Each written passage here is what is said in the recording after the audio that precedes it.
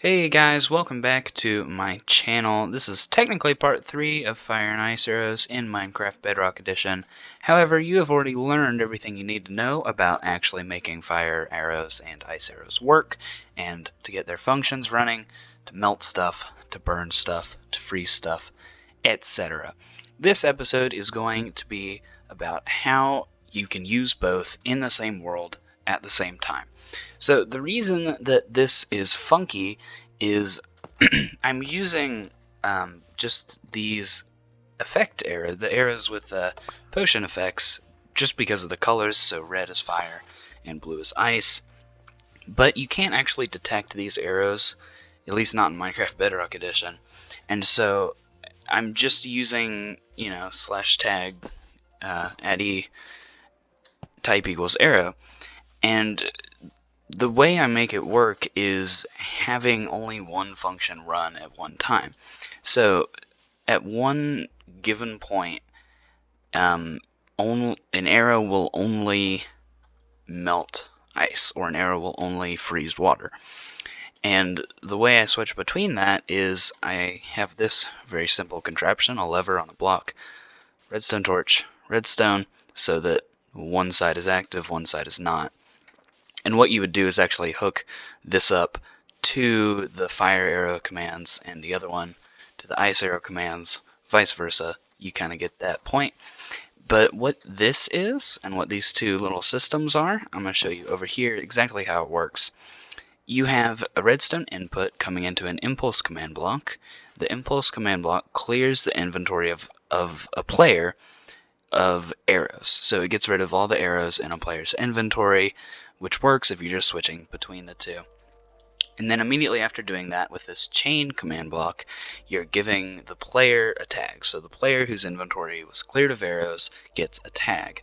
This command block over here is testing for that tag at all times because it's a repeat always active, and if it detects the tag, then it will give the item to the player. After it gives the item to a player, it will activate this chain command block, which removes the tag.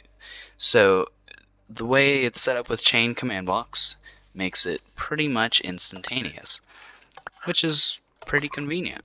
And these are the actual commands. Feel free to pause the video if you need to copy them down. The first command block is the same for both sides. There are very subtle differences between both sides, but this is the ice, that's the fire. So the first command block, that's the same. Super simple. Clear at P arrow. That gets rid of the arrows in a player's inventory.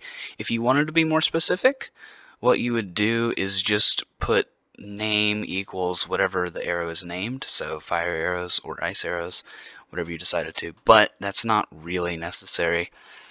The second command block, which is a chain always active, is tag at P add give item ice is what I wrote. You can make the tag anything. The give item ice is what the tag is, so I mean you could just make it like 1, 2, 3. I mean literally make it anything as long as you're consistent going into these next command blocks. So this one is kind of the most important. This is the repeat always active, and this command might seem a little confusing if you have never messed around with structure blocks or tried to load entities with structure blocks, and I actually have a video that I show this on and explain how to do this. I will put it up in the top right corner right now. You can go click on that, scroll through, and see how you load items with structure blocks if you do not know. But let's assume that you have gone and watched that and you're back now, or you already knew. What this command block is doing is any player, so at A, that has the tag that you chose, so in this case give item ice, it's looking for it, the execute at A, and structure load ice arrows, that's the name of the structure that has the ice arrows in it.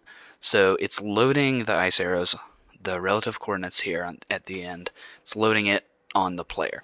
So when I flip this lever, what's happening is my arrows are getting taken away, and then immediately I'm given the other arrows. And same thing for this side, but I'll show you the last command block too, which is also a chain always active. Tag at A, tag equals give item ice, or whatever your tag is, remove give item ice. So you're looking for any player with that tag, then removing that tag. And the same thing goes for the other side here. And it's same first command, and the only thing that I change is the name of the tag.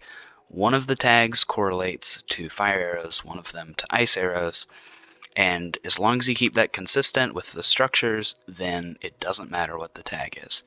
So this one I just did give item, and same thing with this, execute at a tag equals give item, and remove give item. That's the gist of it. If you need anything else explained, if I missed anything, or you're curious about anything else, then definitely leave a comment. I always try to answer them as fast as possible. I think I'm pretty good. I don't think that I've ever missed a question for too long, so if you have one, feel free to ask. I will answer it pretty quickly. Thank you so much for watching. Consider subscribing if you're not already.